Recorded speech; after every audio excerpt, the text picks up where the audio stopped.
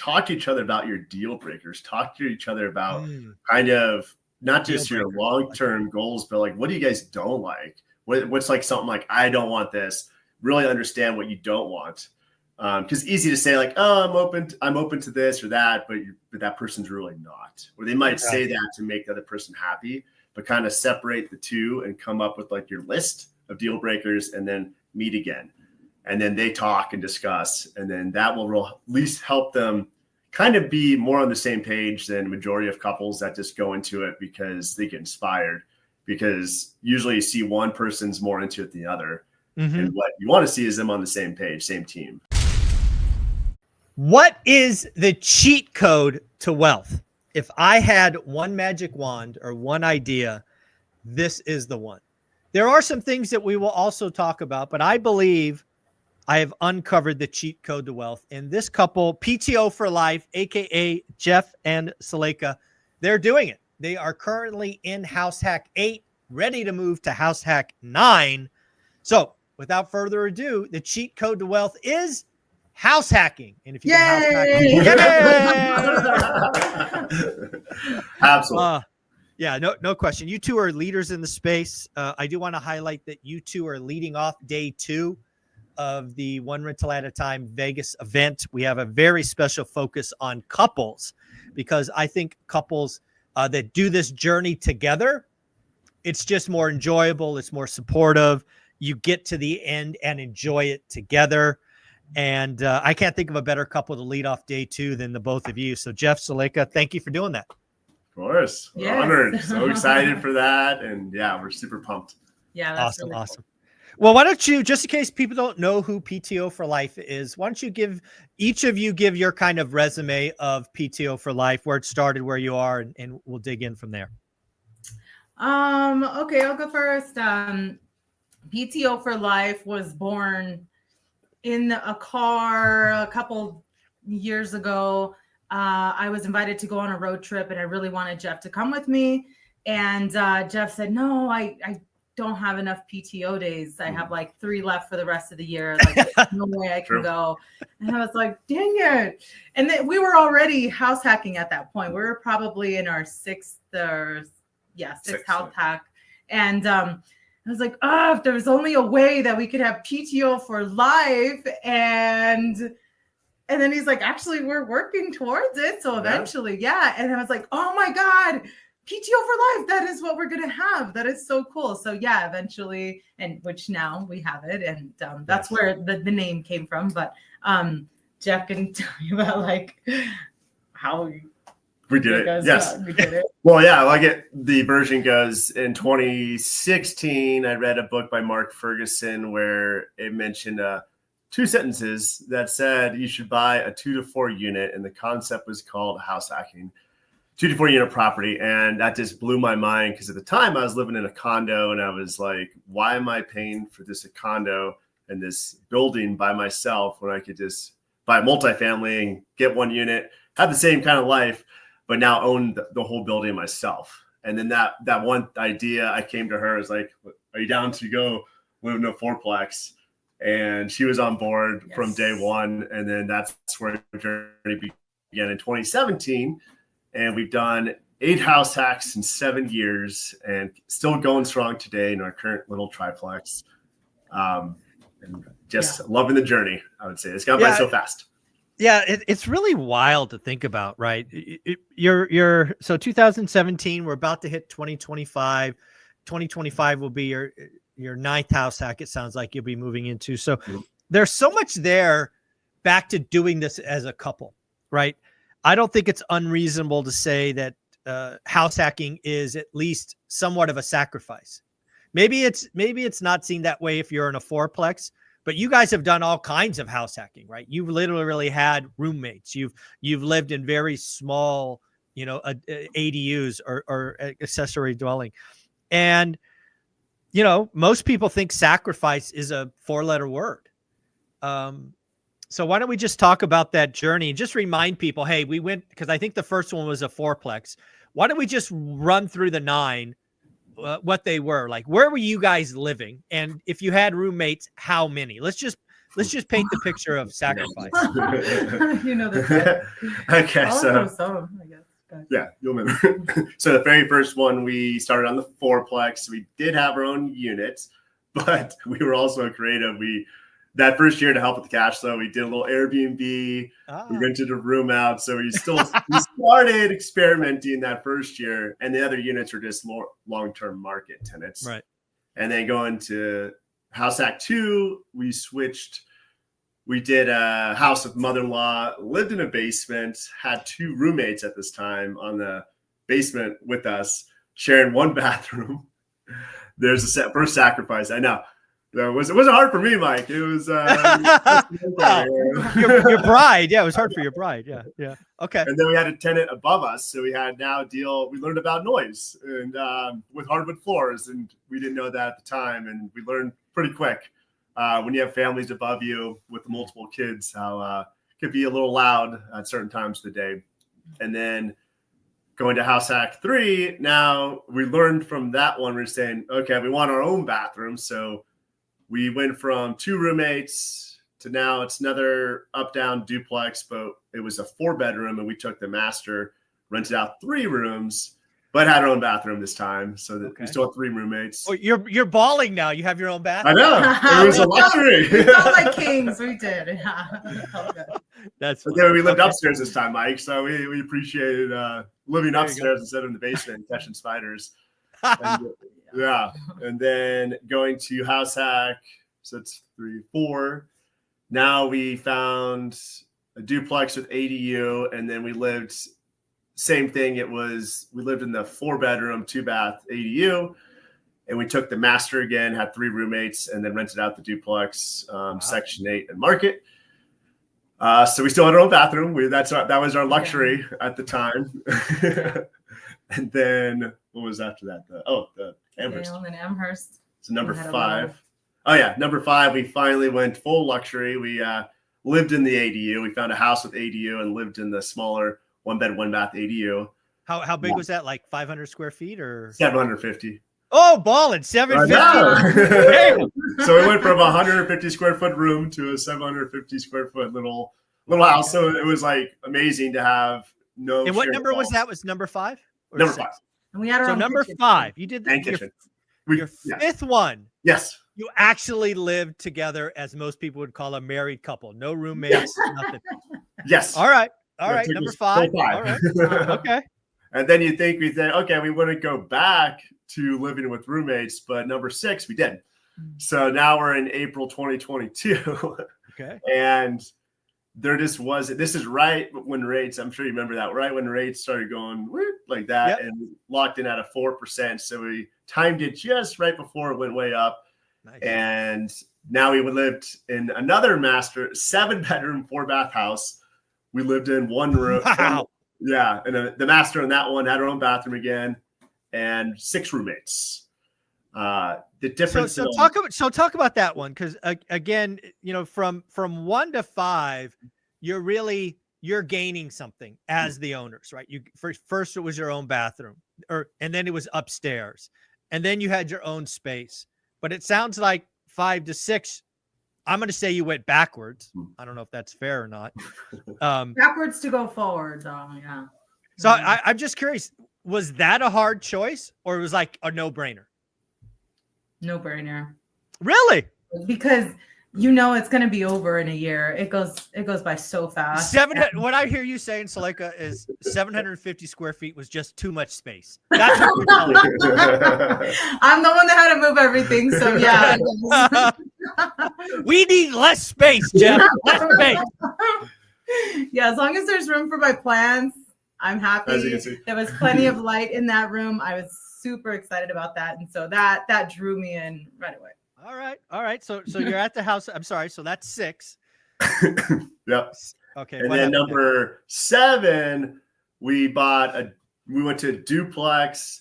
We had our own unit this time, but here's where it gets fun. It was a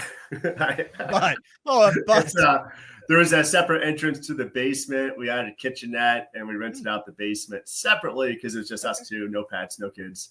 So we had 2-bed, 1-bath unit for us, rented out the basement on this duplex, kind of made it like a triplex, and rented out to the side. So we lived upstairs again in our own little 2-bed, 1-bath unit, and that was number 7.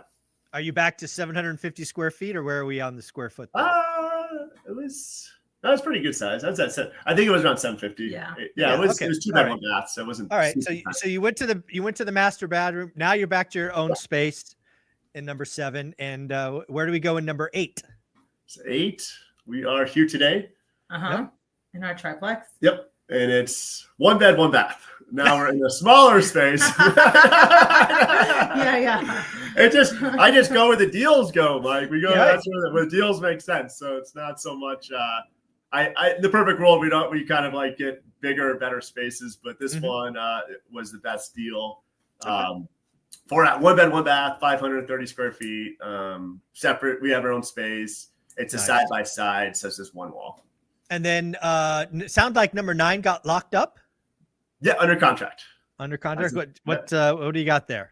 So we're going back up again to it'll be a 3-bed, 1 bath, 4-plex, and a little bit more space. You're gonna have your own place this time. Yes, you're not gonna have roommates. Yeah, no roommates. I think. Well, we won't do roommates the next one, but if we ever had to go backwards, are you down for it? That's fine. Yeah. So that's why. Wow. That's why she's the one. I'm happy.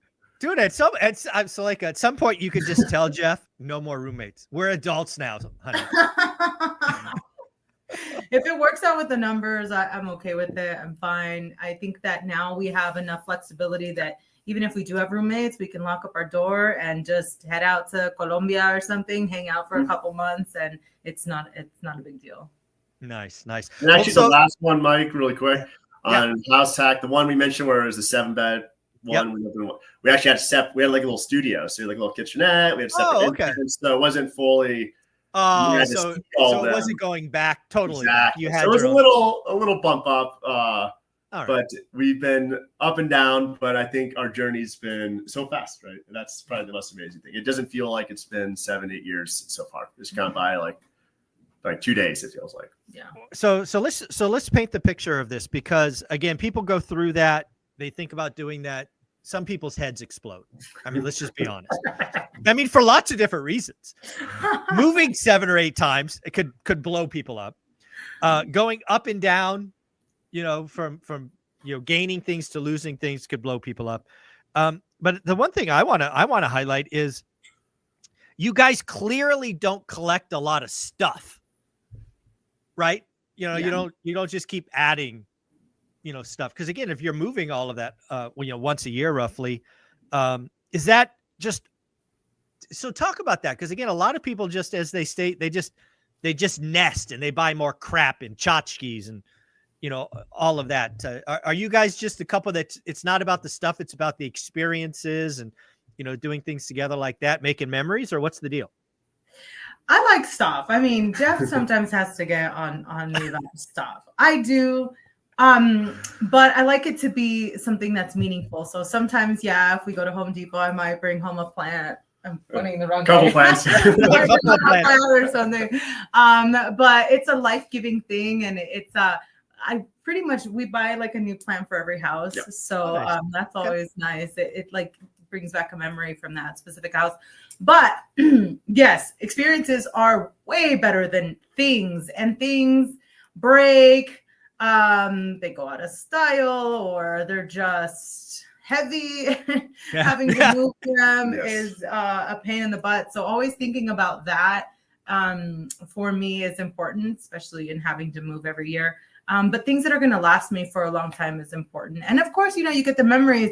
You get like little trinkets from vacations here and there. So those kinds of things I do want to hold on to and move them along. But sometimes we don't even get to unbox them because there's just absolutely no room. So we just have to leave them in the garage or leave them in a shed. But for the most part, things a waste of money. I mean, it's a consumer economy out there, huge, and I don't need to contribute to it as much. Actually, that's another way along those lines to add. It's been because we move every year, it almost makes us acquire, whether we consciously think about it, we just don't buy a lot of heavy things. It's like we need to find optimal things because we're like professional movers at this point. She knows how to label things and like know exactly what's in each box, and we save all the boxes. So we're like, this time 1 year from now, ready to go again. And eventually, we'll find that final-ish place. We're still talking about it. It'll still be house hack, Mike, some form of it. It'll just be, we might get more like, a little more space. There you go. So that was going to actually be my next question, because you're on a pretty good clip once a year. Was that purposeful, or is that just when the deal showed up, or have you guys always talked about, hey, the next one? So is that always been the plan, one a year? Yes. So when you buy these, because you're all primary residence owner occupied loans, so the only rule with the loan is intend to occupy for 1 year. Right. And we abide by those rules, and then we look for the next one, because we're not looking. This is more of the acquisition phase. We're not looking to try to stay more than that, because we know it's more about the next one, and then eventually hitting that final goal number, which was basically to beat Mr. Lumberjack Landlord. That's where we're at today, because we don't need to be honest, Mike, we're done. We don't need to do anymore. It's just more just for him. There you go. I love it. You got to have goals. And beating the Lumberjack works for me. You got to have that goal. That's awesome. You mentioned earlier about taking a couple of months off to go to Colombia. So again, one of the rewards of doing this, right? It is the cheat code to wealth. If you stay on this journey long enough, you get to 6, 7, 8, 9, you do have financial freedom. And for you, that could mean, hey, let's go do 2 months in Colombia. That's a pretty nice reward, right? Absolutely. Yes. Or one of those month-long cruises too, that you've gone on cruises. I know you mentioned that you really like those, and we were just like, we should do one of those Mediterranean cruises too. So so we've done a lot. I think we've done almost 20. Mediterranean is a lot of fun. Each little island is their own thing. We did an Antarctic cruise, which is kind of cool, out of Brazil down to the Antarctica and back. We've done Panama down to Chile. I really like Chile in South America. It's kind of a surprising country. Didn't like the Baltic Sea. Didn't like Russia. Asia was cool. Alaska is amazing. Like a 10-day in Alaska is pretty awesome. Sounds fun. Yeah. Alaska's like this own little world. It's like bizarre because it's just so different. So anyways, I digress. Wow, no, that's exciting. So stuff like that. Like the world is our oyster. It's just so exciting. It's a whole different dynamic than most people our age are able to have. So let's dig into that a little bit. So if you're comfortable, how old are you? Jeff.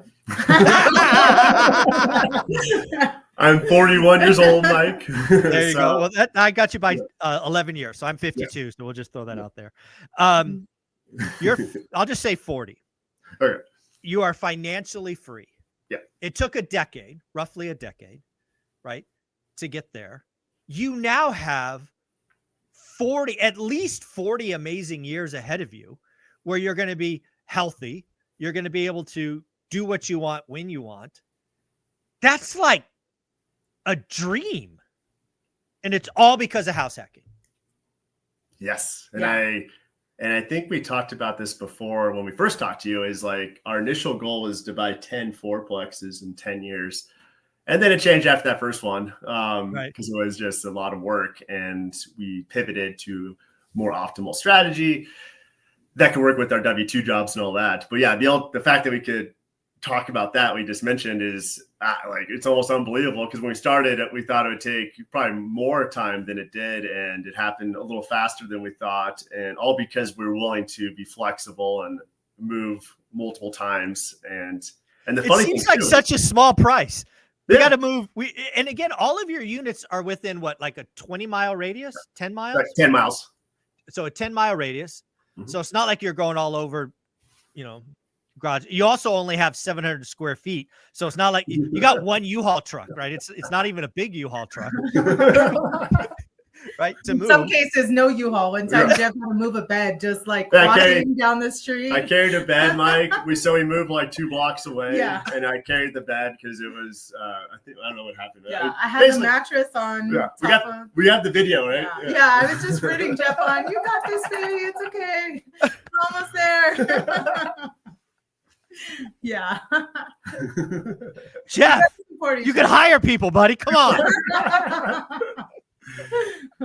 on. So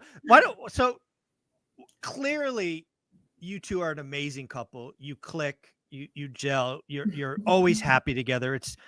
I don't know what magic you guys have, but you have it.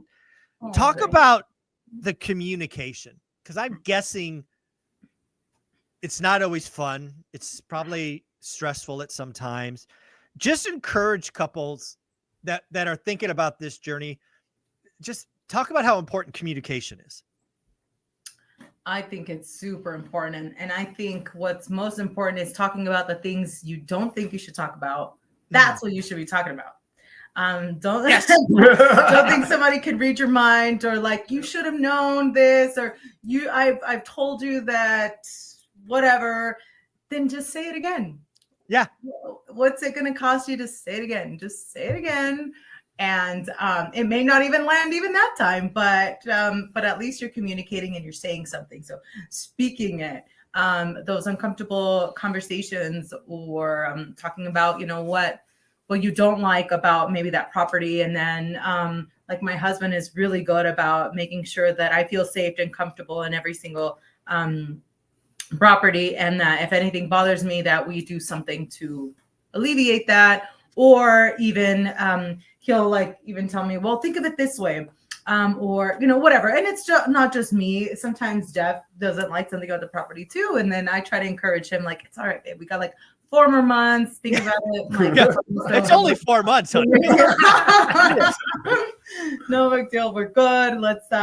Let's try to do this instead, just to make time go by faster. So communication is huge. And I think just anytime in our relationship, we do intertwine kind of like the landlord side with our relationship too.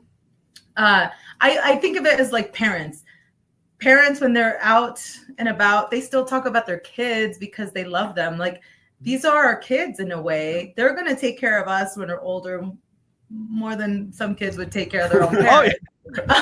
No doubt. Yeah. So for me, it's okay to intertwine that and to talk about it, to allow those conversations to come up while we're out to eat, or if we're having a date night or whatever. It's okay. It's fun. I don't mind it. Yeah. I would say a big thing is really understand what each other doesn't like, or willing to work through those differences, right? So the fact that, some people aren't comfortable living next to roommates, but I told her, like, okay, here's the situation. Here's how we could cash flow more if we add a couple roommates. I'll screen them well. I'll make sure, they're not serial killers. They're any weird people like that. They'll be normal people. I'll find introverts so you never see them. That's my talent too, Mike, is to screen for introverts. And they hide in their rooms, so you didn't behind the door. Yeah, yes. So you never really saw them, so it didn't feel like you're living with 3 roommates. And that was a big piece. And then understanding, like, when we went through those ups and downs. So like when we would kind of play off each other. So like whenever we had an issue of some tenant question or an issue going on, I could say, okay, like, here's the situation. What do you think? Like, we could bounce ideas off each other. She could play the bad cop. I could be good cop. Really? Yes. It could work out that way as well. So we weren't just coming in alone or just trying to figure things out by ourselves. We kind of worked as a team effort. And that made a huge difference too. And gave us overcome those down times where it was stressful, or you're hearing the kids run around upstairs, and like, I didn't want to say anything. I was like, well, I'll just fall asleep to it. And she's like, nope, you got to do something. Get up. Come on, Jeff, get out of bed. We may be able to handle it, but the tenant that moves in after us may not be able to. So we have to set that standard. And so that was important for me. I love that. I want to talk about roles and responsibilities. And it just hit me. I remember Suleika with the #1 quote from episode 1 that we did. Do you remember? Do you know what I'm going to say? the number one quote. Oh. Yeah, you said that Jeff. Now I'm going to talk about roles and responsibilities. You said that Jeff is a freak in the sheet. You remember that? Yeah. There's a mug. Coffee mug. Yeah. I lost it when you said that just out of left field last time that Jeff is a freak in the sheet. Congratulations, I guess. Congratulations. But talk about roles and responsibilities. Clearly, he's the numbers guy. Yes. But let's remind people of your kind of how you gel together. All right. So we, aside from gelling together, just like at home and like home things, but and landlording, it's so important to say what you don't like to do and what you do like to do. And then I just grab the things I like, and Jeff grabs the things that he like, and magically, and this won't happen all the time, but we like what we like, and what Jeff doesn't like, I really like, and what I really like, Jeff doesn't like, and so it's so perfect. Jeff will see a house and all he thinks, oh, he like runs numbers and this and that, and then for me, I'm like, what would the landscape look like? What weeds can I pull? Like, and I just see myself working out there. I make a playlist of music I'm gonna jam to when I'm out there working in the yard, and that for me just like gets me so excited of like what the transformation would look like. And then Jeff looks at it like, this is how much money we're going to be making while we're living there. This is how much money we're going to make when we move out. This is exciting, and so it works out. But I'm more a hands-on person, and Jeff is more behind the scenes. Running the deal, operations, the numbers. Yeah. That's awesome. I want to go back to that big house. What is it today? Is it Section 8 to one family? Is it roommates still, or what is that house today? The 7-bedroom? Lakewood, yeah. Yep, the Lakewood. Yeah, so it's currently all rent by room, Mike. So okay, rent by room. Yeah, 7 beds, 7 guys, no pets. No girlfriends that I know of. So, so how many, I guess tenants, how many tenants do you have now? Right now, 26 total. Come on, between Section 8 market, rent by room, and then one sober living home. Actually. Okay. Yeah. Oh, all right. So let's try to encourage people. Let's say there's a couple, young couple, no kids yet. And they watch this, they get inspired by PTO for Life. They like the idea. It's a sexy title, right? PTO for Life. That's what we're playing for. Great title. Love that. How do you start that conversation? Like Jeff, you read that book, Mark Ferguson, couple of lines. How do you broach that subject of house hacking? How do you? Well, yeah, I actually do have this conversation a lot because I work as an agent with house hacking couples sometimes. And usually the big thing I want them to discuss really without me around is like, talk to each other about your deal breakers, talk to each other about kind of not just your long-term goals, but like, what do you guys don't like? What's like something like, I don't want this, really understand what you don't want. Because easy to say like, oh, I'm open to this or that, but that person's really not. Or they might say that to make the other person happy, but kind of separate the two and come up with like your list of deal breakers and then meet again. And then they talk and discuss, and then that will at least help them kind of be more on the same page than majority of couples that just go into it because they get inspired. Because usually you see one person's more into it than the other. And what you want to see is them on the same page, same team. And that's where the deal breaker list in the beginning, I think, is a great starting place. Yeah. Again, I think, I've talked about it all the time. Both of us are very fortunate that our significant others have been 100% on board since day one. Shout out Olivia, who hopefully sees this later. But not everybody's there, right? Sometimes there's conversation. I love that idea about getting the deal breakers. Like, what do you not want? Like, don't want roommates. Okay, check. Don't want roommates, but maybe, house with an ADU, maybe to have those discussions. But the other thing I'm curious about is, day one, you own nothing yet. You read this, you get the vision, you're on the same page. you already talked about like the first plan was 10 fourplexes. You do the first fourplex, too much work, wrong area, all of that.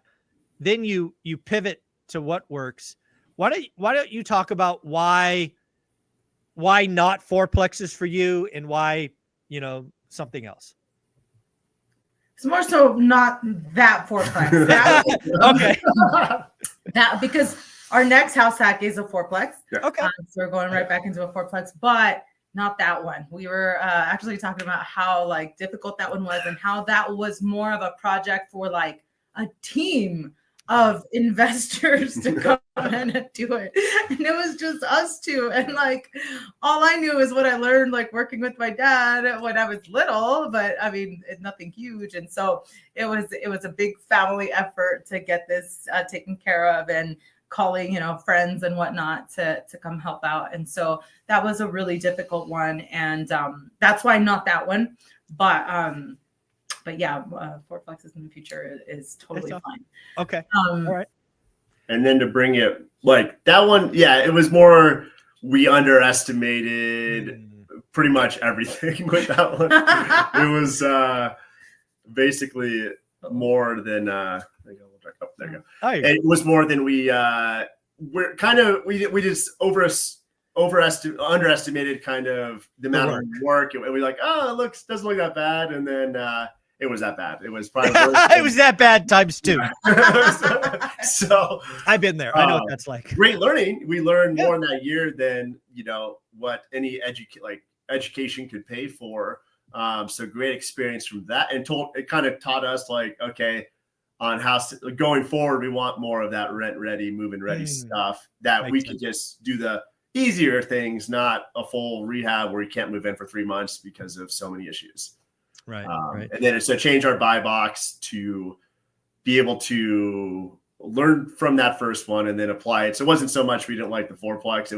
That was pretty much the worst one we could start with. But times a lot. And then we applied those concepts to future ones and overcame that hurdle and became way better investors.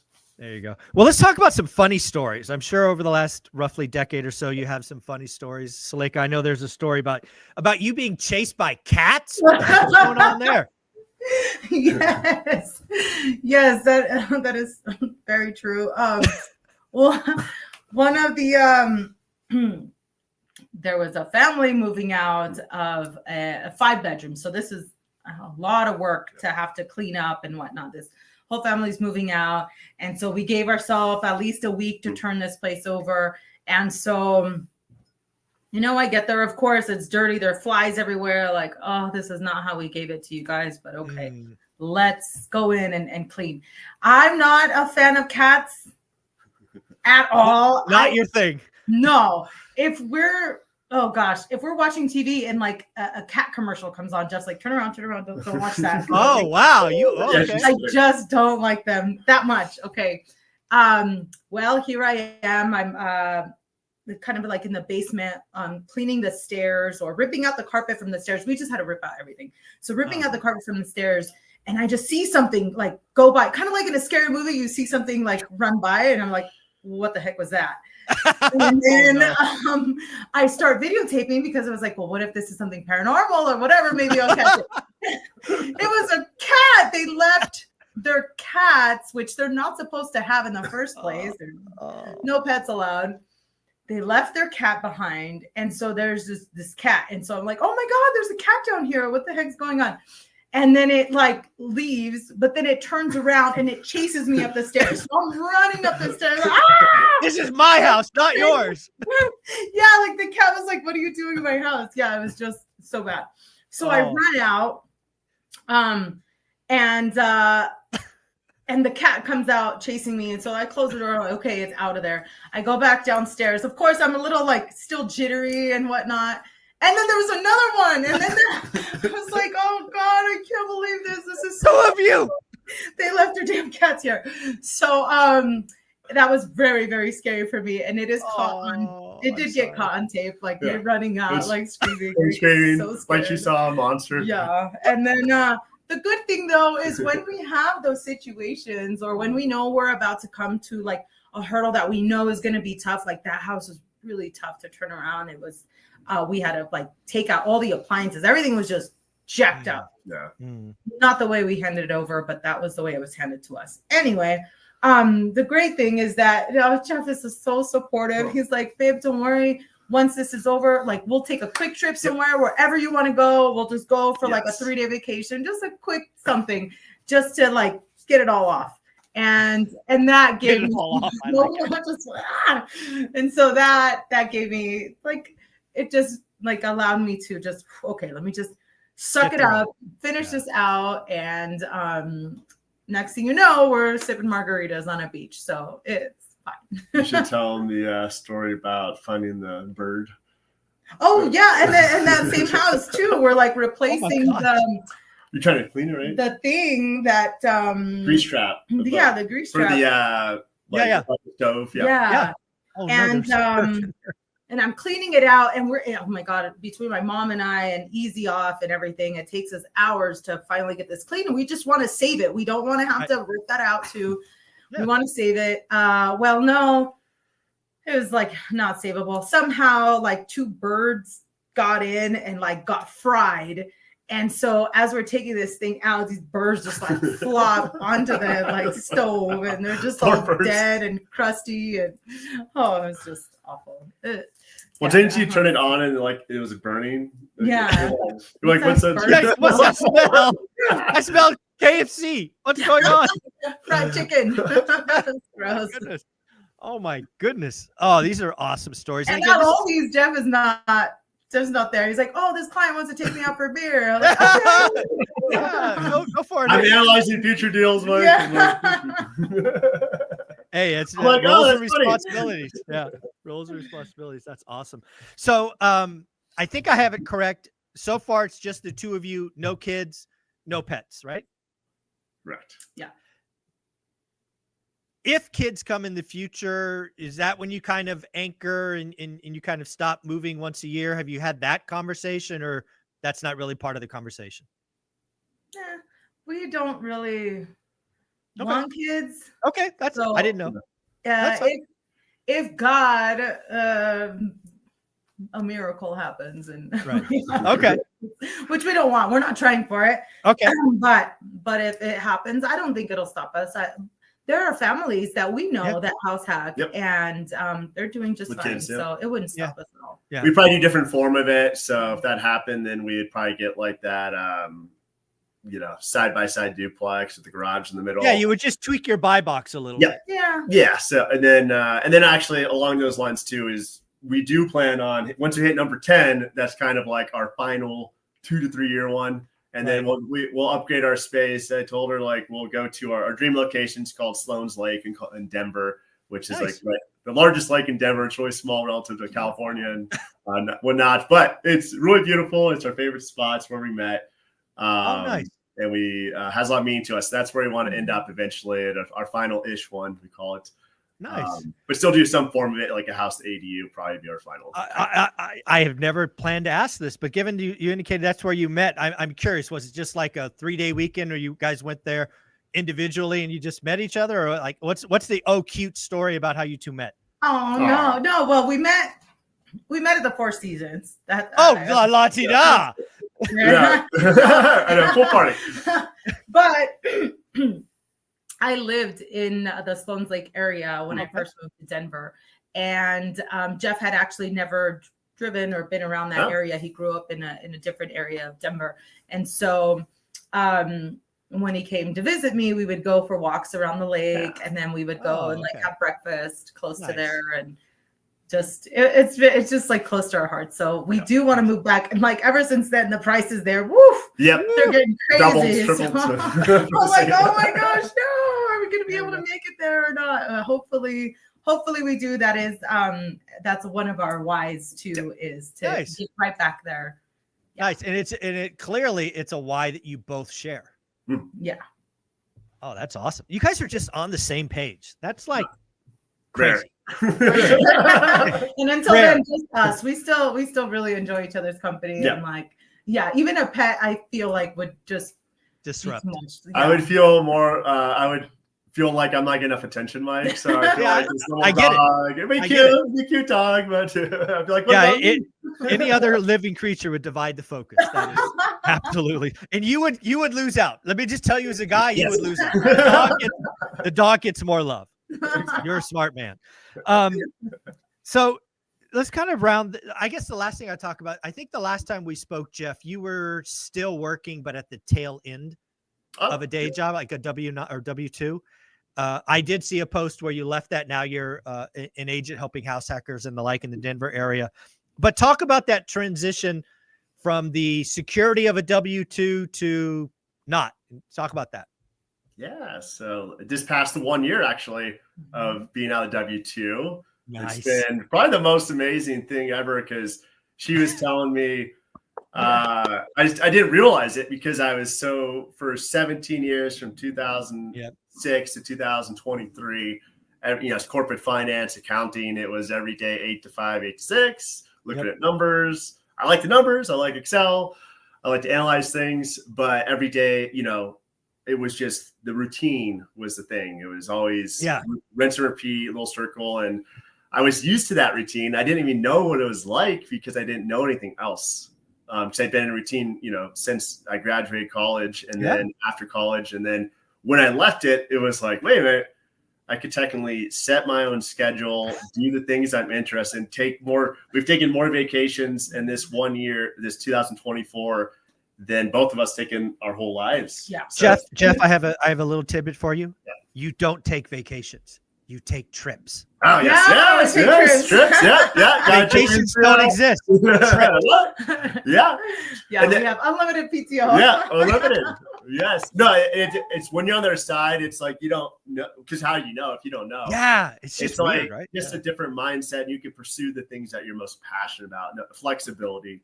And whether you want to, create a YouTube channel, help other investors out, get another house hack, you have those options of whatever you choose. Like I like to paint and I want to get back into that. And that's something I'm really passionate about. Like art? Like landscaping. Great. Yeah. Wow. Just not houses, like. No, I was going to say. Inside the house or outside. I'll choose it. Yeah, you want a canvas, not a house. I got it. But yeah, that's where the other side, the mentality is you really can't describe the feel. The feeling's almost unbelievable. I can't even put into words. Did you have I remember a moment, because I don't know if it happened to you, but it really took me kind of months to get to this feeling that you actually have the freedom, right? So you quit someday, right? January 1st, just to pick a day, but it probably doesn't feel like it until sometime in February or March. Do you remember when you had that moment? Maybe it was midday or something that we did it, honey, feeling? Ooh, that's a good question. I don't know if it wasn't like the next day. I think it was probably like the following Monday or Tuesday. And it was like, wait a minute. Like, so I'm so used to waking up early to get ready. Click. And then it was like 10 o'clock or something. Like right now, we should be both working our jobs and we're just talking. We're at breakfast. We're just doing something like we don't have to. We're done. We completed the goal. Nice. We could do whatever we want to do, and that type of freedom is like I said, I can't describe in words. And I hope every single listener gets that experience that in their lifetime or way sooner than they expect, because it's such an amazing thing. And you could travel when you want. You could just take those days, spend a random Wednesday just building gingerbread houses before Christmas. Mike. Yay! You want to do that? I think it's funny when if we're on our way to say like breakfast or something, and there's traffic. And Jeff's like, what are these people doing out here? You should be at work. I'm like, oh gosh. I forgot what it's like. They should be at work. I'm like, oh yeah, maybe it's their day off, Jeff. I mean, who knows? Well, it's so Jeff, great. It's a holiday, buddy. It's a holiday. You remember those? Yeah, it's great. I'm so excited. Awesome. Actually, Jeff, it took him a while to even get there because I told him, babe, I think it would be so great if at 39, you're able, like, even if it's the last day that you're 39, that would be so great to be like done in your 30s. Yeah. But no, it took him like a whole year and 2 months and 2 weeks to finally do it. Even though he could have technically done it before, but I think because he was in such a routine, he's like, no, they need me. And then work sometimes gives you this like false thought that you're so needed there. But when it comes down to it and they need a downgrade, they don't care about you anymore. Suddenly you're out, you're replaceable. And so that was just something, it's kind of, come on, Jeff, like, you can do it. You can do it. She gave me the script too to help give notice to my boss. And you think, Mike, I would like, okay, I got all, like, she gave me a pep talk, the script. I was ready to go. And I go in there, and then they say, Jeff, you did, it was my CEO. So my boss is the CFO, and he was sitting down with the CEO. It's like a 15-person company. So a really small company. And they said, Jeff did a great job this week. You can have the rest of the day off. And like, they never done that. And they let me go at like 2:00 in the afternoon. And I was like, well, I'm not going to put in my notice today. So I'll do that tomorrow. Yeah. Then it took another 2 weeks. And then 2 weeks later, I'm still there 2 weeks. Like, what's he still doing at work? Oh, that's so like, I have a question for you. So he's been out just over a year. Is he the same Jeff? Is he happier? Has Jeff morphed or changed at all now that he doesn't have this whole 9 to 5 or 9 to 6 thing? Jeff, I just feel like he's not, I guess, bullied as much, in a sense where he feels like he has to be there for someone higher up that's like yelling in his ear sometimes. That I didn't like that. I didn't like that about his boss. Now he's there just for you. He was not nice to Jeff.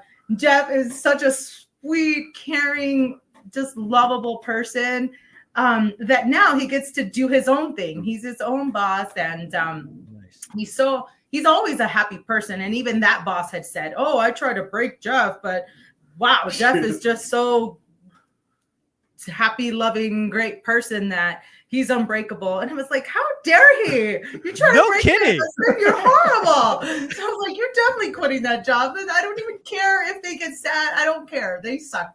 But yes, Jeff is so much happier. And I'm so happy that he's happy with what he's doing, that he's able to take something on that he's really passionate about. He's looking at numbers, but not their numbers. He's looking at his own. There you go. Awesome. Yes. Yeah. He's looking at your own. Yes. Our own. Our own. Yes. Yeah. So let's bring this home. You are going to be leading off day 2 of the ORaaT event in Vegas. So it'll be Sunday, 8 a.m. on the 16th. What I know you're going to take Q&A from the audience, but what do you want to kind of impart to the audience to get ready for? To get ready for just an amazing couple. Just put it out there. Just very unconventional, an unconventional way of living that can give you an unconventional way of retirement. That isn't necessarily a bad thing. It's amazing. Like it does take sacrifice, but if you want it, you can do it. It's possible. It is possible. I don't have a real estate background. I don't have a landlord background, but I know what I wanted. And to get there, we had to do this, and it was fine. You're not going to die. You're not. That's exactly right. Yeah. I mean, sacrifice is just that. I think. Yeah, that's great. You know, when I think about your presentation and what resonate with the audience, it's like I would probably paint the picture of what you guys have done in the last 12 months. Like, hey, 2 months in Colombia or whatever it's been. Oh. And like that was the goal. And then like rewind the clock and go back to that fourplex house hack and then this and like we just did in this episode. Because again, it's nice to sit there and like, honey, someday we can have this. You guys have it. So tell them what you have and then go, hey, it all started back here. And then they can ask you a bunch of questions. I love it. Kind of Quentin Tarantino it in a way. Yeah. Exactly. I like that. I like it. So you guys have an amazing IG channel. It's been on the screen the whole time. What is the cheat code to wealth? if I had one magic wand or one idea, this is the one. There are some things that we will also talk about, but I believe I have uncovered the cheat code to wealth. And this couple, PTO for Life, aka Jeff and Suleika, they're doing it. They are currently in House Hack 8, ready to move to House Hack 9. So without further ado, the cheat code to wealth is house hacking. And if you can house hack, Absolutely. Yeah, no question. You two are leaders in the space. I do want to highlight that you two are leading off day 2 of the One Rental at a Time Vegas event. We have a very special focus on couples, because I think couples that do this journey together, it's just more enjoyable. It's more supportive. You get to the end and enjoy it together. And I can't think of a better couple to lead off day 2 than the both of you. So Jeff, Suleika, thank you for doing that. Of course. We're honored. So excited for that. And yeah, we're super pumped. Yeah, that's awesome. really Awesome. Well, why don't you, just in case people don't know who PTO for Life is, why don't you give each of you give your kind of resume of PTO for Life, where it started, where you are, and we'll dig in from there. Okay, I'll go first. PTO for Life was born in a car a couple years ago.